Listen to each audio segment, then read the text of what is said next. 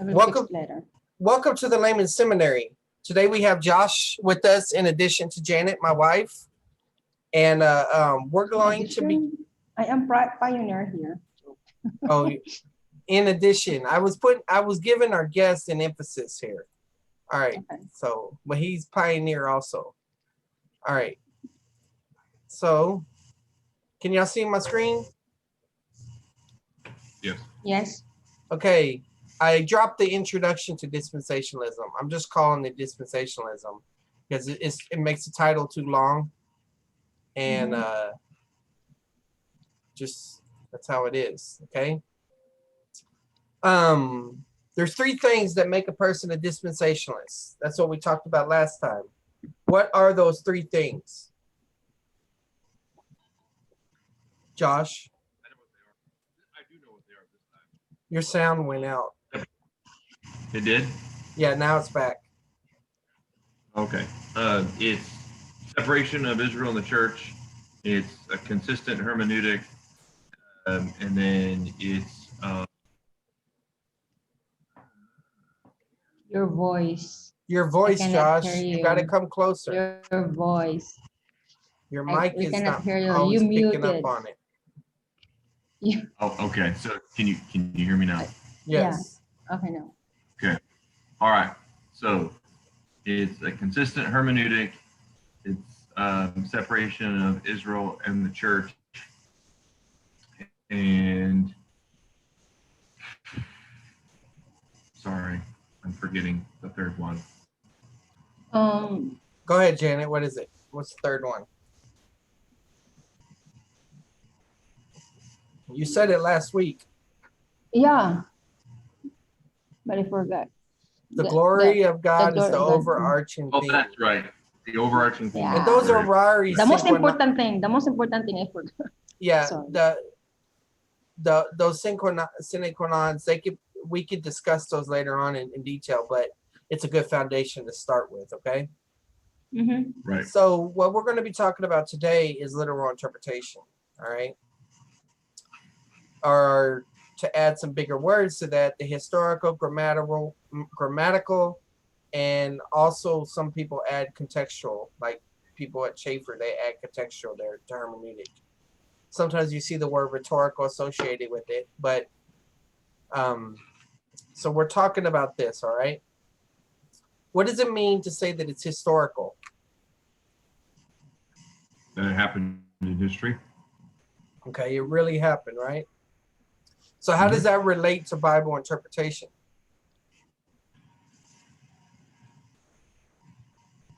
It's based in fact. Okay. So we're interpreting something that really happened, right? Real events. Okay. And grammatical, what does that refer to?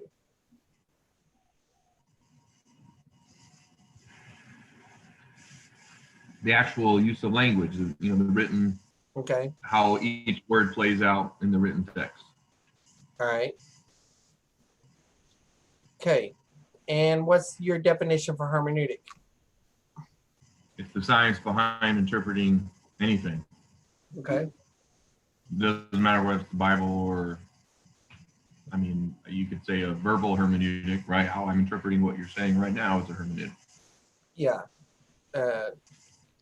It's hermeneo, interpretation, the Greek god Hermes and all that, the messenger god and all of that. But okay, Janet, is there anything you want to add before we go to the next slide? Mm-hmm. Okay. Thank you. All right. Look at this question. Why do some people not like calling what we believe in literal interpretation? What could be the problem with using the word literal interpretation? Why do some people not like saying this is called literal interpretation? My assumption, maybe because they are using like when you say literal, a literal word, literal interpretation, meaning there's a lot of like hypothetical, words or this, something like to describe or a prophetic words or so if we do literal interpretation,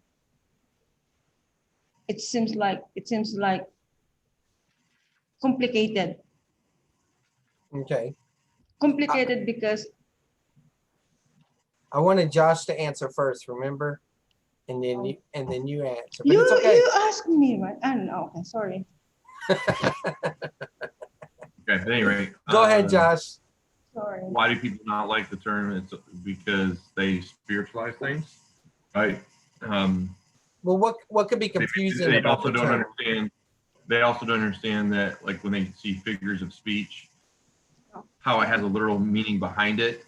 Yes. So like, that's Yeah. a figure of speech. You know, it's not supposed to be Yeah. taken literally. Well, you Mhm. understand it literally. Like we talked Yeah. about one time in Texas, you don't say, look at, you don't, there's a saying, don't look a gift horse in the mouth. Yeah. The literal meaning behind it is you don't look a gift horse in the mouth, but it's a figure of speech and how, does it make sense? There's a actual literalness behind what is being said there and communicated. I forgot to include this in the slide, but basically when we're talking about literal interpretation, it's recognizing both direct literal and indirect literal. Yes, I think Andy Woods talks about this. Yeah, so and that's what you were saying, and that's what Janet was saying too when she was talking about prophecy and all that. I think, oh well, it's a special genre, or it's a figure of speech and therefore it can't be literal. But as Josh pointed out, if you say I'm so hungry I can eat a horse, the literal meaning is Right. if you say, man, I'm hungry, right? Hmm. Whether you, and the figurative is you're eating something large, a horse, okay? Right. But whether you eat a horse or not, the idea is still conveyed as being you're hungry. It's just I'm so hungry I can eat a horse is an embellished way of saying something. Okay. Right. Mhm. All right. Let's get this eraser because that may go on to the next slide. Not sure how that works on here.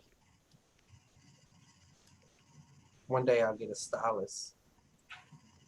All right. So what if we add the words normal and plain to the word literal? Does that help clarify anything? Normal. Yeah, I think it does. Because how you would normally interpret or plainly interpret, I'm so hungry I could eat a horse, it brings down, I think, someone's defenses, right? And so how would you normally understand that? And then they'd be like, oh, well, maybe somebody that would have a problem with literal interpretation, they would say, well, it's understood as this. I think it's just it's a synonym, but it's a synonym that doesn't instantly cause somebody's mind to throw up the mental barriers. Well, what's the opposite of normal? Abnormal interpretation. Okay, and what does abnormal mean? The opposite of normal. Okay, well, first off, the word norm actually just means average, right? When something is a norm, it's an average, it's a standard, something departs from it. Well, when we say something is normal, we're saying it's following a certain pattern. Like Josh was saying earlier, that hermeneutics is everywhere. It's everything you're doing.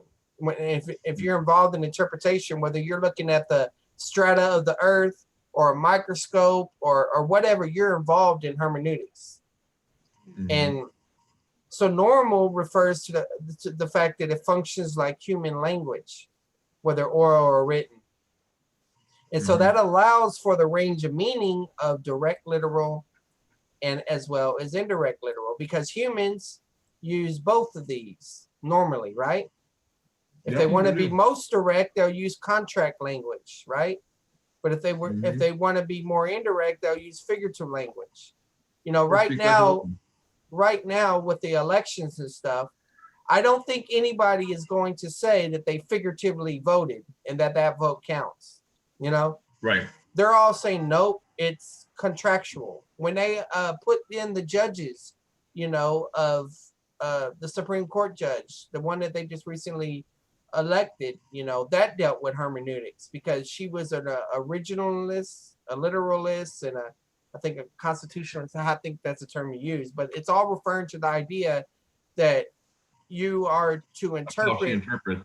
Yeah, you're to interpret the Constitution the way that it's intended to be interpreted instead of throwing your I think it means this, Mm-hmm.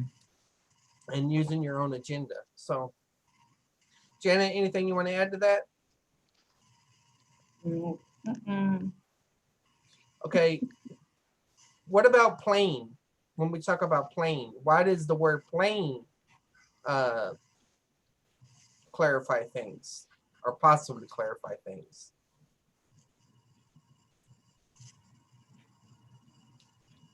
Either Well, one of plain you. is the obvious, right? Oh, sorry. Yeah, plain, like clear to see. It's evident. Yeah, it's the obvious, right? And it's not the hidden meaning, right? We're not trying to find the hidden meaning behind the answer, or the secret knowledge that only a few get, right? Janet, what about you? Mhm. I was thinking about if you are in the same language, you can explain clearly rather than explaining them if you know Hebrew and then I don't know Hebrew, so it's not plain for me. There's a place in the Bible, believe it or not, where Jesus, the disciples are basically talking to him, right? And there he's in more of his parable type language, and then he starts speaking more and more direct. And then there's one part wherever they say, "You speak plainly," Of course, they didn't understand everything they thought they did, but that the word plainly is used there. I don't know what it is in the Greek, but I mean in the English translation, that's that's how they understood it. Because he makes a distinction. Why do you speak in parables, right? Which is a figure of speech or a type of writing, a literary genre or subtype. And then you have the plain aspect. So it's biblical to try to describe these words to clarify what we mean by literal. Okay.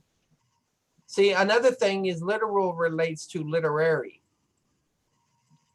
But oh my gosh, I didn't spell that right. I think that's how you spell cat litter. But anyway, what maybe I spelled it right. I don't know. But what's the problem with literary? Well, let's talk about what's the benefit of using the word literary. Literal is literary interpretation. What would be the benefit of that, to say that? Literary interpretation. Yeah, because literary has to do with, I'll probably misspell this one too. Literature. What's literature? Written communication. Okay. Of various kinds, right? But a lot, right? I've done questions on Facebook and stuff like this, and some people didn't like the idea of literature because they thought of it like a story, but a story can be true or it can be false. It could be nonfiction or it could be fictional. So, but literary brings in the artistic aspect, the arrangement, the organization, the style, those aspects of things. But because the problem is, if you replace the word literal with literary, you run into an issue because you'll find out that some people will switch their hermeneutic according to the genre that they're studying. Right. If they're studying apocryphal literature, then all of a sudden they'll become or even prophetic literature of any kind, Old Testament prophets, they become like super, like everything's up in the air. You know what I'm saying? Like they're not consistent. Right. They assume a genre whenever, and then they go for it and they interpret it in light of that. But a lot of those genres, a lot of times, are written during intertestamental times.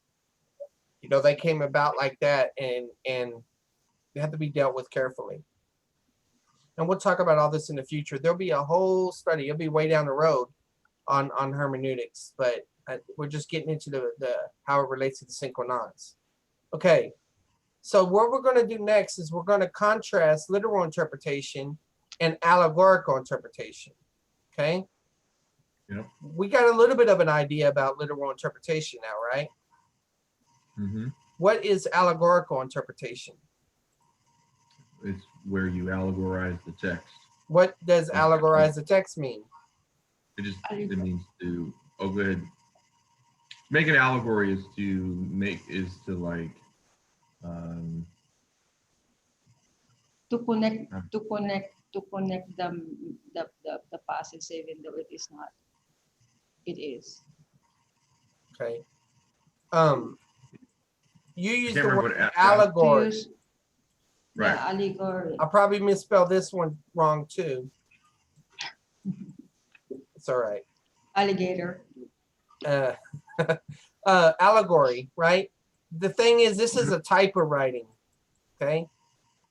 But Right. that's not what allegorical interpretation is. Allegorical interpretation is a whole approach to interpreting scripture, It's where both the early interpreting, fathers. interpreting allegory is where you take the literal hermeneutic or normal plain literal and you interpret it as that. And we're going to talk more about this distinction here, okay? Mhm. And this will help clarify what we mean by literal interpretation. All right, y'all are both familiar with this book, right? Mm-hmm. Yep. Okay. So this is what I just said. Allegorical interpretation refers to the approach. But interpreting allegory is a literal approach to one genre or type of writing. Right. Right? So, Janet, you're our designated reader. Okay. The interpretation of allegory should not be confused with allegorizing or the allegorical method of interpretation. Allegorizing is an approach that searches for deeper meanings that are apparent in the text, ideas that differ from those clearly indicated in the Bible passages. Okay. Any comments about that? No, I mean that's true. That's what that's what allegorical interpretation is. You're looking for the hidden meaning. Okay. Clearly indicated in the Bible passages. All right. All right, good. So y'all are agreeing. And the with- reason, and the reason is and Zuck brought it up, was that the early church fathers, and even those that were like really new to Christianity, they had a hard time, people were like, wait a minute, this God that literally, for the last 500 years we've been hearing that he will, send fire from heaven to, zap us if we, sin greatly, right? The same God that totally destroyed Sodom and Gomorrah, now he's saying that the sins of the world have been paid for and he's offering this gift free, and they had a hard time. They had a real difficulty, joining the two together. And so then they would say, well, really that really means this, when, in the Old Testament, those difficult passages when God said, kill everybody, right? Let nobody else live. You know what I'm saying? Yeah. And it started well-meaning, the main guy that did it was Philo. Yeah. Philo. And I think there was even some, they weren't Christians, they were Pharisees, but before even the New Testament was getting written by the different apostles, there was some Pharisees that did allegorical interpretation of the Old Testament, of the writings, right? To kind of like make Judaism seem, nice or whatever to the pagans. So they would convert over to Judaism, and follow God, follow Yahweh. well, if we're the way Zuck starts, and this is where I start, is I go back to Ezra, the scribe. Yeah. It says he read the scriptures and gave the sense of scriptures, So Ezra Right. gave a literal interpretation of the scriptures, okay? And they were literal, but then what happened is during the silent years, pagan influence started creeping in. And it started out with the Greeks, because they had all these mythologies, right? But then you have philosophy developed, and they wanted to say, well, those are allegories. Those are not actual actions of the gods, Right. And so they used that to clear up the contradiction in the mythologies of the Greeks. And so then Philo did the same thing with the Old Testament stuff, as you were mentioning, you know. Right. But no, both schools of thought at the time of Jesus, from the Jews and stuff, Hillel and I think his name's Shammai or whatever, they were both pretty literal. You know, it wasn't until now, of course, the Sadducees didn't believe in the resurrection, angels, and all of that, so that involved some aspect of hermeneutics. But it wasn't till after in the Babylonian Talmud and those other things like that they started developing their interpretation, you know, of Judaism. And that's what's so frustrating, because you meet Christians and they want to get close to Jesus because he's a Jew, and they're like, well, I need to learn all this Jewish stuff. And I'm all for learning the Jewish stuff, you know, but the Judaism of the later time does not reflect the Judaism of Jesus' time, you know. There's that aspect going on as well. Janet, you have any thoughts before I go to the next slide? No. Okay. Hey, you don't have to erase it, just to let you know. Are you sure? Yep. Ah, You all right. you forgot to erase it last time. That's the only reason why I know. I didn't know Oh, if you paid attention. I didn't even pay attention. I wonder if I go back if it's still there. Yep, cool. All right, Janet, be our designated reader, please. An example of allegorizing is Augustine's attempt to draw analogies from almost every element in the people of Parable. Element of the parable of Good Samaritan. This is allegorizing since the biblical text gives no basis for those far-fetched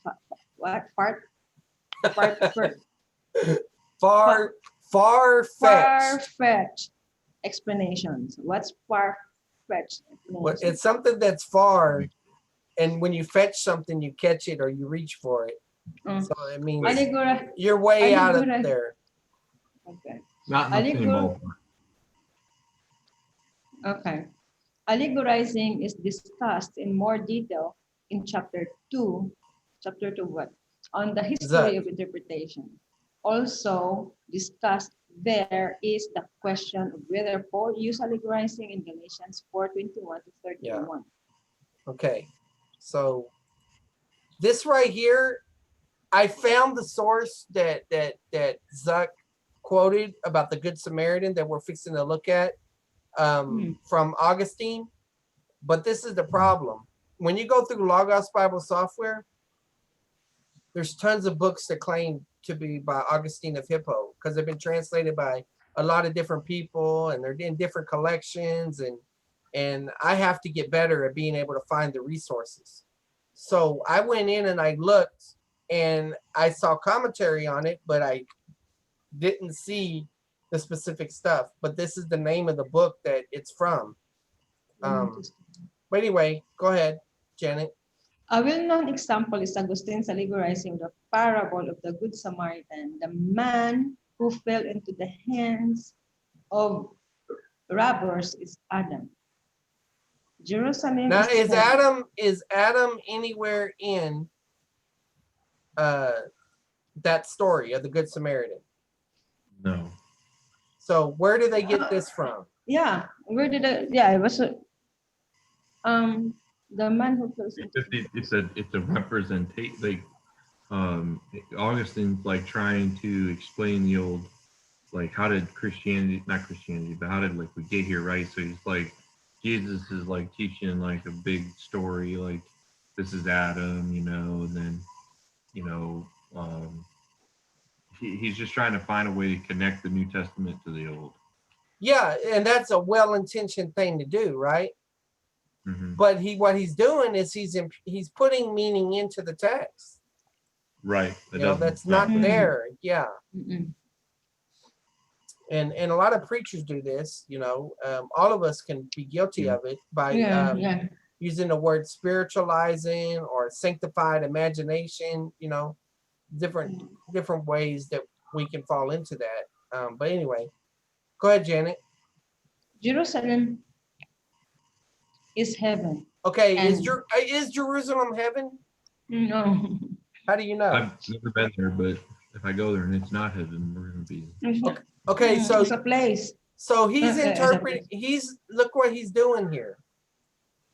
He's not focused on the earth, right? Mm, mm, He's focusing on heaven. Okay, mm. which means he doesn't see Jerusalem as the capital uh, uh, of Israel, right? The nation of Israel. In other words, he thinks, at least based on this quote, if this is accurate or this a summary of it, he thinks Israel has been replaced, right? That there is no future Messianic kingdom where Jerusalem will be involved or any of that, right? Is that what's going on here?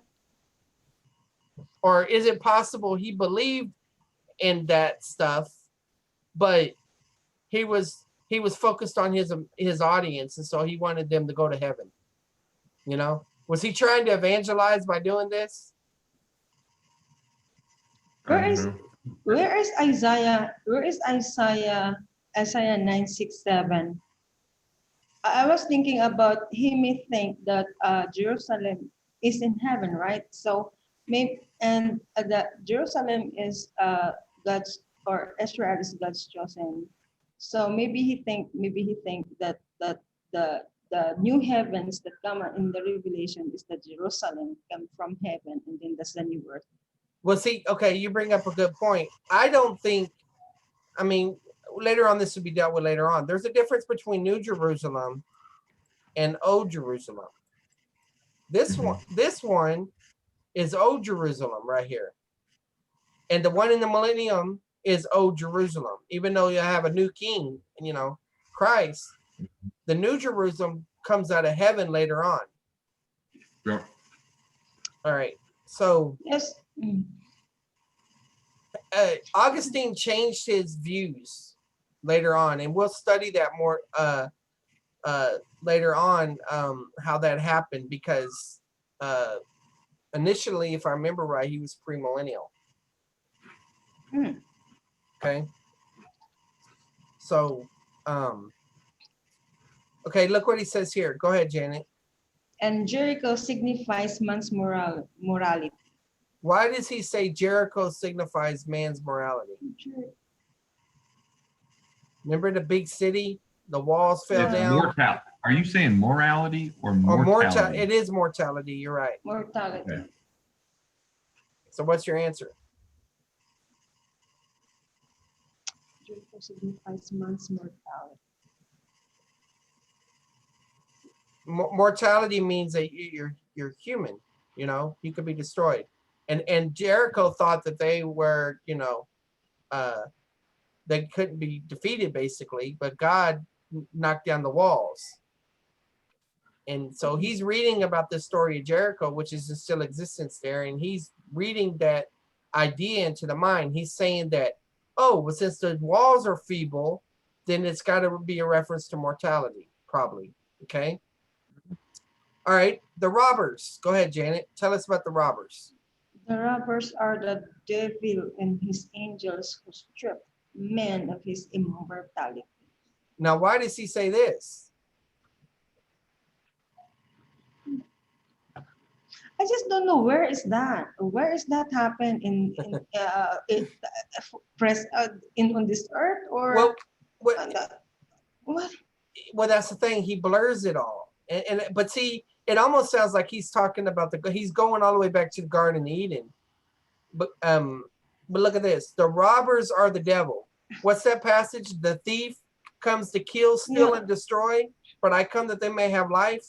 And so his view of that passage affects his view of that. And it's saying he was stripped man of his immortality. And so that refers to when humans fell, that they were robbed of their mortality. I mean, their immortality, and now immortal. The He's point, just making stuff up. Yeah, that's exactly what he's doing. I mean, he may be well intentioned, but how many times do Christians do this? Yeah, I mean, I this is agree. an extreme example. I mean, we kind of got to cut the guy some slack, and to a certain extent, because like we've got a lot of what I mean. Well, now I guess maybe not really, because he was so close to the original, like the boom of the, the actual creation of the church. But Paul was already worried about false teachers coming in, and he was writing it in the New Testament. It was just Yeah, pen in first the ink, century. right? Yeah. Mm-hmm. So in essence,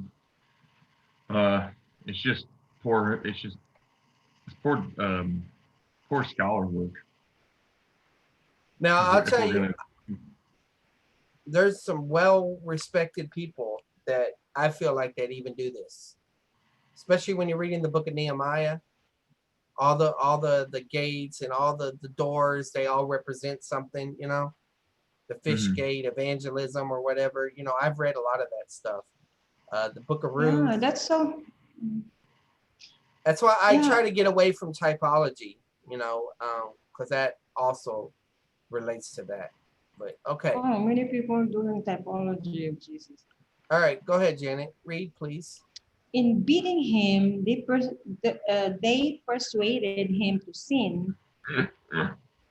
What? In beating him? Wait, Yeah. I want. And Remember, the in story of leave- the Good Samaritan is the people have beaten him and left him on the side of the road, basically. Goodness. And in leaving him half dead, the devil and his angels have left man in a condition in which he has some knowledge of God, but is yet oppressed by sin. The priest represents the law, and the Levites represents the prophets.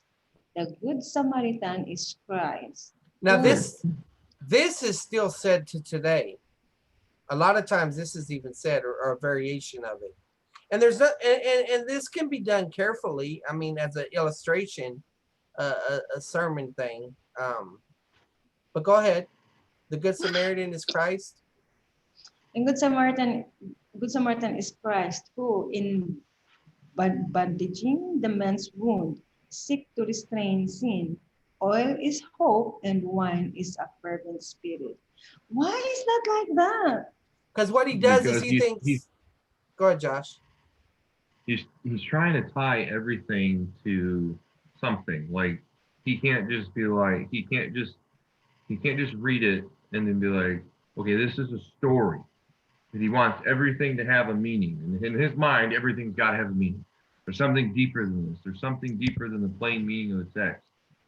And it's a form of pride because the meaning comes from you and not from the Yeah. Right. text. So And then he's assigning every little detail of something because he in his mind it's got to be. It just has to be that way. It can't just be that Jesus is telling a story to illustrate a point. The what's the point of the story? That's what we would try to dig down. Not that the prophet, the Levite means the prophets and the priest represents the law and makes the story different, very different. So we should thank God that we've had all this time in the church to develop hermeneutics.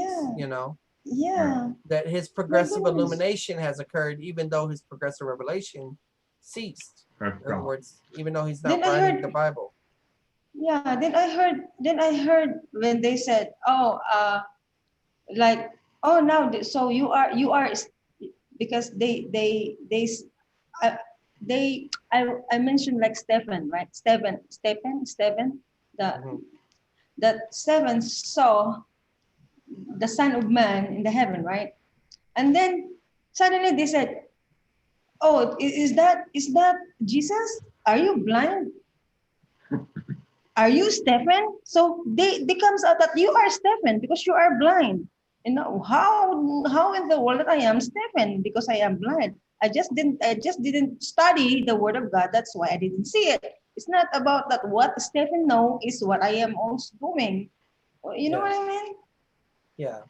So they are more they I encounter that in the group always that, oh, you are this, you are that, or you are Jerusalem, or you are What? That's How why I become we Jerusalem? that's why when we were practicing for your teaching of inductive Bible study, Janet, I gave you that outline where we asked the question, what is the similarities and what is the difference? What's going on in the Bible world? What's going on with our modern world? Yeah, and that And was how do so we bridge difficult the gap? for me. I need to practice it. Yeah. Okay, go ahead, Janet. The man's donkey. And now they said that Jesus is a donkey. Gracious goodness. Look The at man's this. donkey. The man's donkey is incarnation. What the? Just And because he's saying the that humans are a bunch of donkeys. and the man being placed in a donkey picture his belief in the incarnation of Christ. What? I cannot read throughout this. It's hilarious. Hilarious. My goodness, in the inn is the church. My goodness, if you Yeah, the church didn't apply exist that at that time. inn, like Holiday Inn, that's a hotel. Yeah. What the? All right, keep The going. next day pictures the Lord's resurrection. The resurrection, the two coins represent either the two precepts of love or his life and the life to come. The innkeeper is the apostle Paul. And there's other more extreme examples, you know. Ah, I just picked this one because most people know the Good Samaritan story. goodness. Right. So What let's the- look at this right here. This is from Zuck. This will help us understand the difference between what I said is this is allegorical interpretation, okay, AI, and then this is literal interpretation of an allegory, okay. So go ahead, Janet. Let's compare and contrast. The historic meaning is insignificant, if even true. See, The Augustine historical don't meaning care. is- Augustine don't care about the history of the Good Samaritan parable. He don't care about the history. Yeah, the historical meaning is insignificant, If if even true. What? And then Okay. Paul's allegory is the historical meaning is significant and true. Yeah. Okay. The Next. key- the deeper meaning is the true meaning. Yeah. So they always Parallels claim that are they have the known to deeper make a- meaning. Yeah. But in an allegory, you draw Oh, parallels that make a point, Yeah. like Josh was saying, like sort of like with a parable. Okay. Hmm. Now look at number 3. The deeper meaning is the exposition of the record. Exposition not is say the the explanation that comes from your mouth. That's like saying the words that I'm saying is the meaning of the Bible. I want it to be the meaning of the Bible, but I can be an accurate representative or I can fail to represent what's all in the text. Mhm. So Paul Paul don't didn't- say. Yeah, Paul did not say the allegory was the exposition of Genesis 16. Okay. Everything in the Old Testament may be allegorized. Maybe, see, when you said may, be, when Paul allegorized, he said he Was doing. was doing so. Yeah. So So, I mean, he used the yeah. word for allegory there. Yeah. And so that's the whole thing is that we should be very conservative and cautious. And don't get me wrong, there's other books out that are good on these issues that maybe are not so conservative as Zuck. But I start here because this is foundational. I mean, it's what DTS used for so long. I'm not sure if they're using it now. But Right. my okay. goodness. Go ahead, Janet. The spiritualizing may be practiced to a lesser or greater degree, but its presence in a system of interpretation is indicative of a non-dispensational approach by Ryrie. So Rari's saying that if someone is spiritualizing or allegorizing, most likely they're not a dispensationalist. Yep. But some people like dispensationalist plus, where they get to add the other stuff on top of it, Consistently literal or plain interpretation indicates a dispensational approach to the interpretation of scripture. Okay. Yep. Yeah, consistently literal. To Go be ahead. sure, literal, historical, grammatical interpretation is not the sole position or practice of dispensationalists, but the consistent use of it in all areas of biblical interpretation is.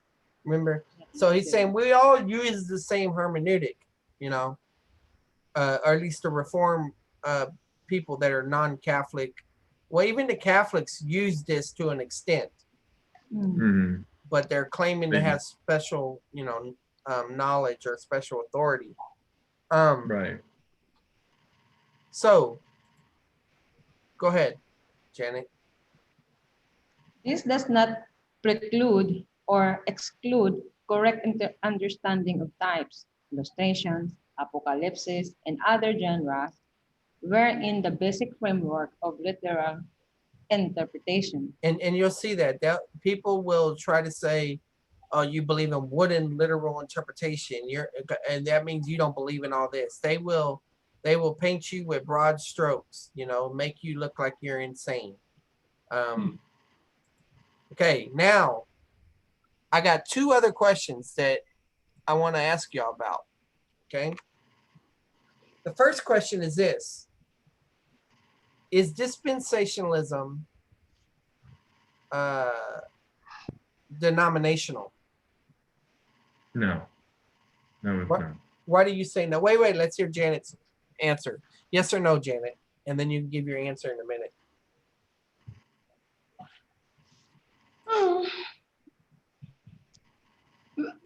It depends upon how I understood about about denomination, right? I don't know if just uh, meaning of denomination is different, right? Okay. But the meaning of denomination me is that like that's why that's why I'm confused when the church said that we are not denomination we are what was that, we are not denominational church, Non-denominational. non-denomination that we welcome all people, you know. So my understanding of denomination and denomination is the way how really how types of religious you are. So again, your question is the dispensation is denominational or non-denominational? Is So dispensationalism a denomination? are are Oh, denominational? Can you join the dispensational denomination? that's not what you asked. You asked whether or not dispensationalism was denominational. Like, was it like tied to a specific Yeah, denomination? that's what I'm saying. Yeah, so it's You don't say because it's denominational. you can join a Baptist church, right? Right. You Yeah, can but join they Assemblies of God. You can join Church of Christ.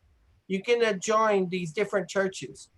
But as far as I know, there's not a dispensational church. Now, there might be a dispensational fundamental Baptist, you know, somebody might throw the name on there. But the point Sure. is what is dispensationalism? Is it It's just if it's not a denomination, what is it? it's a it's an approach to scripture, if anything. It's a summary or a group of, it's a collection of held principles, right? So like we hold to the whole Bible, or So really everything about the revelation of God's written word, revealed word, and everything's about giving God the glory, and how God has a distinct purpose for the church and a distinct purpose for Israel, and how, you know, the whole idea of, you know, using a literal, consistent hermeneutic, right? Those are principles that anybody can believe in or hold to, right? You can be a Baptist, you can be a Methodist, you can be you know, Lutheran. I mean, you could be a Catholic. The problem is it's going to create some other problems amongst your other doctrines within your denomination. For example, if you're a Catholic and you think that that Israel is no more, well, it's going to be really hard to be a dispensationalist because we, as a dispensationalist, you're going to say that Israel is going to have a future use down the road. But you may be a literal hermeneutic, and you may be consistently a hermeneutic, which, according to Ryrie, would drive you to see a distinction between Israel and the church, and that there is future uses, right? Right. So it would be hard pressed for some denominations to be a dispensationalist simply because of the doctrines that they hold to already. Whilst others, even non-denominational, may be easier for them to be a dispensationalist because the doctrines of which their local church that they're a part of are not so dogmatic, and it would allow them to hold a view that the three not sine qua nons that we talked about. Are you saying that your doctrine should determine what denomination you go to? Well, no.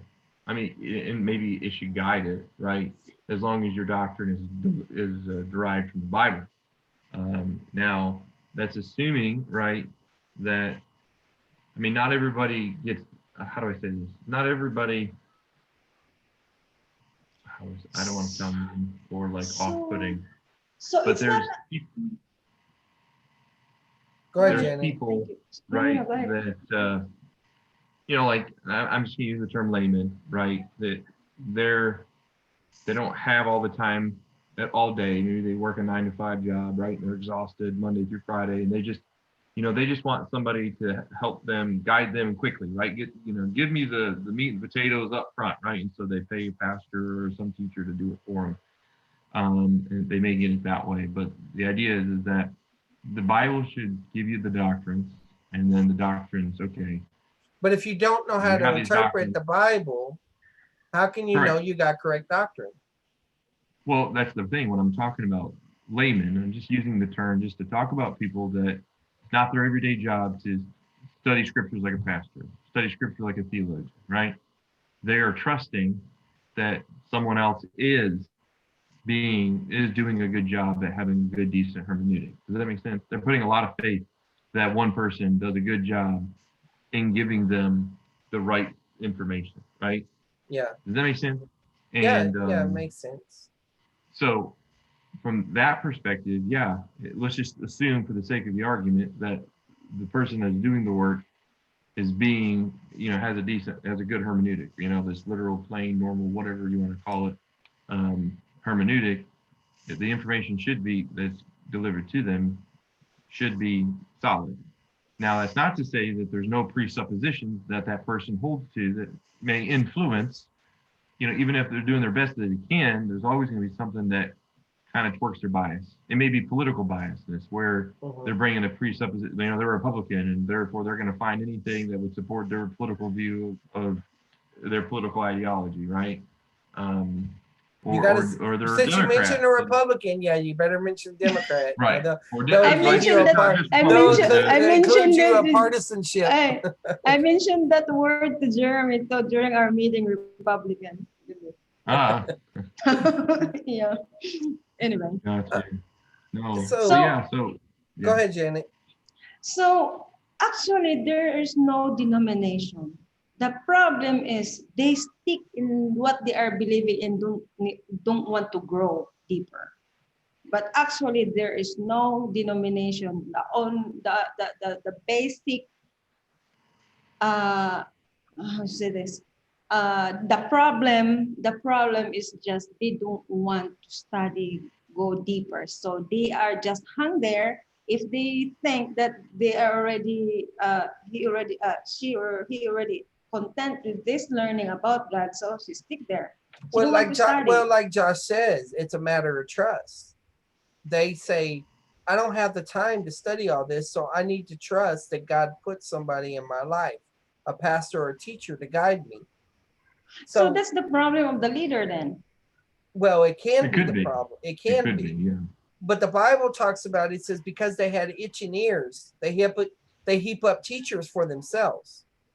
So that tells you, because a lot of times we get mad at the false teacher, right? But that's telling you that in that passage, it's basically saying that the reason that these people are susceptible to the false teaching is because they have itching ears. It's their They own wanna hear what they desires, wanna their hear. own lust that draws them to these people. Right, like the Kenneth Copelands and the other charismatic people that promise them all the money in the world. God And- won't let you be. And that's you why know, real poor. James tells you from the very beginning, let no one say when he's tempted that he's tempted by God, but each person is tempted when he's drawn away by his own lust, you know? Right, which then produces death. So that the conclusion of the answer of your question is if Is the dispensationalism dispensation- denominational? so I think I may conclude no, not denominational. You're right. Now, Yeah, like I say, you may find a few churches with that title in there. Most people are not because they can't fit it all on the sign. But Dallas Theological Seminary, which is dispensational, right? Even though mostly it's progressive now. Yeah, so It- yeah. It is a non-denominational seminary. New knowledge. Thank you. Okay. I just figured out what denominational. But if you why try to share dispensationalism online or in person, you know, in certain areas, people will throw up that denominational card, you know. For example, you're in a Christian group and they say, well, we hold to all doctrines that all Christians hold to. Well, what Christian holds to all doctrines? You can try. I mean, you can try to talk about the fundamentals, you know, the faith and all that, but Good luck. then you start Good luck. finding out how all those are viewed, and you find out. So it's important, more important than to learn denomination is to learn hermeneutics. It's a whole lot Exactly. easier. Yeah. If you want to learn charismatic hermeneutics, get a charismatic hermeneutic book. If you want to learn non-charismatic, get that. You know, if you want reformed charismatic, well, yeah, that's a possibility. That's a possibility. I mean, they got those out there, like Piper, I guess. Hey, you're a Piper. You John can- Piper. You can cut you out saying? a lot of voices because most pastors and teachers, they're just regurgitating or repeating what they learned in hermeneutics. And ain't that interesting? Like, so like, I just found it amazing that the old school, still some churches that still hold to this. We're going to pay a pastor to work 40 hours a week for us, right? It's like, what does that individual do all day? And what I've kind of seen is that they're actually doing more than what I would say is actually biblical. So instead of the deacon, right, going and doing the helping and the visiting people in the homes, and I'm not saying pastors shouldn't do this at all, like they should just totally be teachers and that's it. But like what I found is like the church congregation, the local body has placed so much of that on the pastor. They're not willing to do it themselves, even though they're called to do it themselves. They're called to visit the elderly. They're called to go to orphanages and help the widows and stuff like that. Right. But And they're like, even, no, we pay you to do that, so you go do. At least in the American right. cultural church, But see, we that's pay not, you to go do that.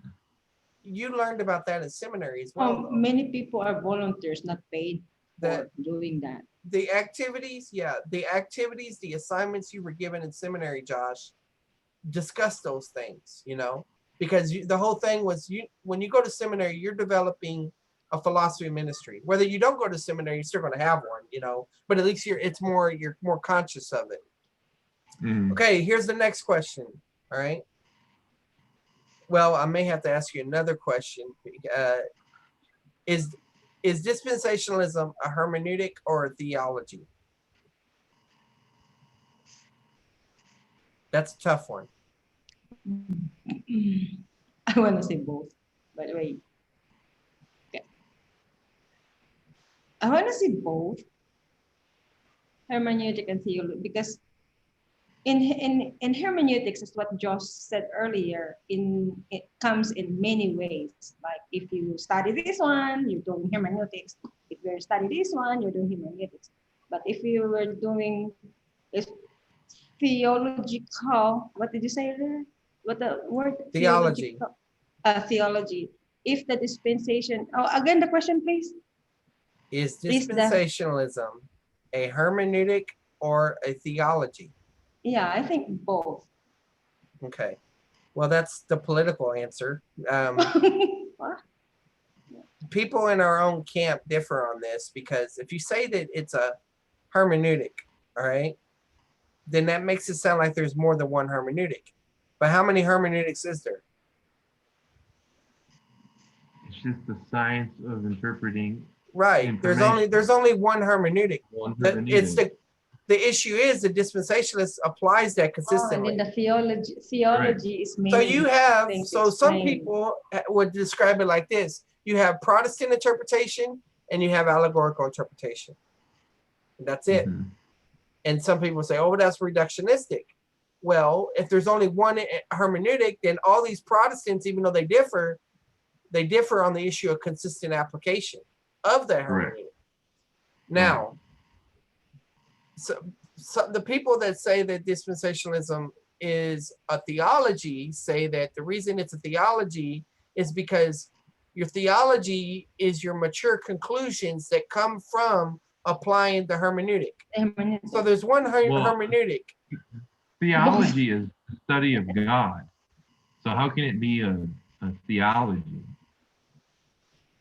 Well, Because I was going to say neither. It's neither a hermeneutic nor a theology. well, So both, right? It's well, a positional Both. proposition. we're going to which- dive into this in the future more, but I want to explain it like this. When I say theology, I'm talking about like a systematic theology, a biblical theology. It's an articulation of what you believe to be in the Bible. Right. It's an articulation of So the you have theology. dispensational theology, you have covenant theology, so on and so on, right? Right. Well, the way they came to that theology, or it's supposed to come to it, you know, we talked about the It's through the hermeneutical hermeneutic. spiral. Yes, so that's the conclusion of applying it. Correct. So, because if you say that it's a hermeneutic, then you're saying there's more than one hermeneutic. Correct. There's not. But if you say that it's a theology, there's only one hermeneutic, but the consistent application is what determines what the theology is. Mhm. So it's the same hermeneutic applied inconsistently that results in Reformed theology, as opposed to dispensational theology or whatever. You understand, Janet? Okay. So here's So it's both. I remember my other question. Okay. So you don't want to have plain explanation or plain answer if it is both or just theological, or I want hermeneutical, you to be theological, aware. hermeneutic. I want you to be aware of the issues and why some people say it's a hermeneutic and why some people say it's a theology. That So way, where's your position? that way, when you're reading Elliot Johnson and he says dispensationalism is a theology, a narrative theology, then you'll know where he's coming from. But when you read Ryrie's going to say dispensationalism is a hermeneutic, if I remember right. Okay. So why can't be both? Okay. Well, let's say Because as I said, Okay. Yeah. it connect. Well, this is another thing. I've always wanted to add the word methodology in there. So it's a hermeneutic, it's a theology, and it's a methodology. Because the methodology refers to the fact that when you study the Bible, you can't erase your dispensational theology. Yeah, Those but things affect mythology it your applies interpretation. hermeneutics also. Okay. I'm just explaining. Yeah, but it Issues involved. applies hermeneutics, right? Yeah. Method. Yes, Yeah. you're absolutely Yeah. right. So It- why cannot just It's both? all intertwined. Okay. Well, Janet, when you write your book, you know, by the way, one of David Dunn's friends that he went to seminary with is just releasing a book on dispensationalism. I think he says it's coming out November 11th. So hopefully we'll get that. But okay, here's the last question. If someone says dispensationalism is eschatology, and that's all it is, right? What do you say to that? Dispensationalism is eschatology. The study of end time. Yeah. So let's say a group. Because it's Let's not say the only thing we study. This, yes. huh? I don't apply it just strictly to the study of how the end times will roll out. Right. But but because we consistently apply our hermeneutic to Scripture, we have a different eschatology than the Reformed, than the regular, not a Protestant, because that's what Reformers are, and all and other this- people. In the sine qua nons, is eschatology ever mentioned? Nope. What are the Sine what are qua the non. 3 things that make you a dispensationalist? First I know question, what they are. and then the Janet, last you question. answer. No. Yeah, you Hi, answer, guys. Janet. Hi guys. People We are already- yelling at their TV by now. You just re-watch this and then you can see the answer. It Is that the good? Every- The good. no. Go ahead, Josh. Everything is for God's glory. Okay. It's not based on salvation. We have a consistent, plain, normal, literal, whatever you want to call it, hermeneutic. And then Israel and church are distinct groups of people, Right. and with distinct purposes in history. So our literal interpretation means that when we study Israel, Israel literally means Israel. And when we study the church or the body of Christ, it literally refers to the body of Christ. You know what's interesting? Mhm. It's almost like I think I would have to revise my statement, and I would have to go with Ryrie and a little to talk to Janet. Why can't it be both? Why is it not a theology or hermeneutic? And that it is a hermeneutic because the hermeneutic gives you the answer gives you the other 2 sine qua non. Right? Yeah, without the literal But- interpretation, you won't come Yeah. to a distinction Correct. between Israel Even and the you church. said methodological way of studying, it includes hermeneutics. So why not both? Because the confused. theology is the study of something. It's the study of God. Yes, study of And God, but how without we- hermeneutics, you cannot find the true meaning. You're not of gonna what the- you're not gonna win right now, Josh. Let So her it's go. like the egg. Which one comes first, the egg or the chicken? Right? Is that what we're getting at? She That's wants what to we're have- arguing over here. She wants to have duck and balut at the same time, But Balut. okay, yeah. Dark and balut. All right. So listen to this. You're right. Dispensationalism is not just eschatology. It's the Right. distinction between Israel and the church, which is ecclesiology and Israelology. Yeah. Right. Okay. Yeah. And that's important because people will try to say dispensationalism doesn't have anything to offer. In fact, the Dr. Reluctant, Paul, I think it's Hembury or whatever, who is a dispensationalist, he's a reluctant dispensationalist. And he uses the term biblical covenantalism. Covenantalism, I think that's how you say it, instead of the term dispensationalism.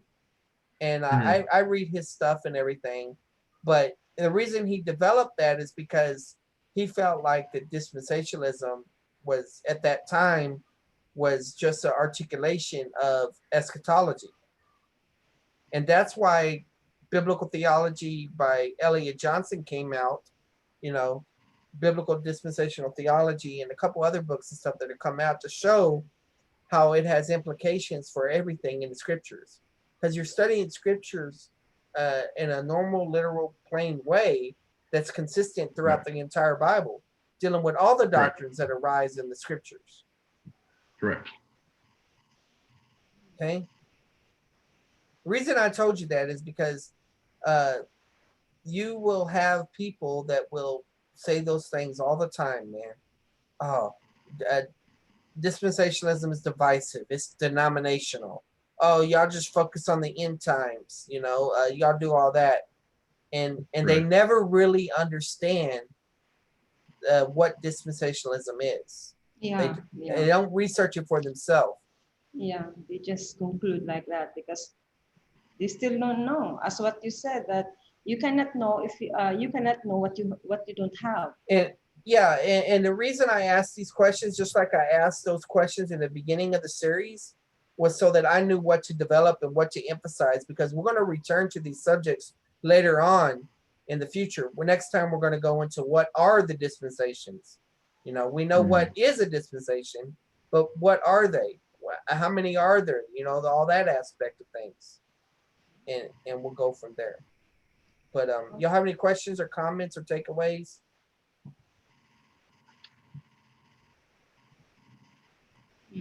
Dennis thinking. No, I'm just my learning is I understand that why the dispensationalist is not denominational. She agrees with that one. She No, because that's part of, hermeneutics. What are you trying to say? So I said both because. Hey, all right, got you. Josh, anything else?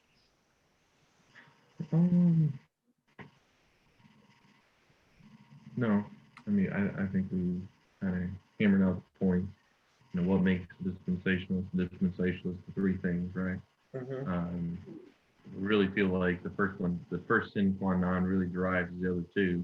Yeah, they do. Even though the second one, which is really the glorification, everything's about giving God glory, right? God gets the glory for everything that happens versus it's all about saving human beings from hell and all that stuff. Is because of the literal, plain, normal, interpretive, how we interpret scripture.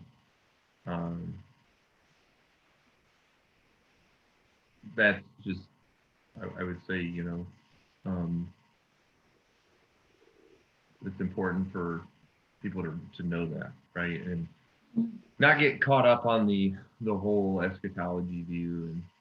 And but it's something. It's almost like I can relate it to. Well, if you're studying the whole Bible, then you're going to deal with eschatology.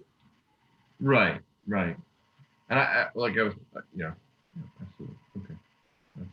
See, you really don't understand. Oh, so the Bible is about end times, not really God's glory or whatever. Think of it like this. Dispensationalism, think of it like this. Dispensationalism studies the biblical covenants, which deals with Israel's past, present, and future.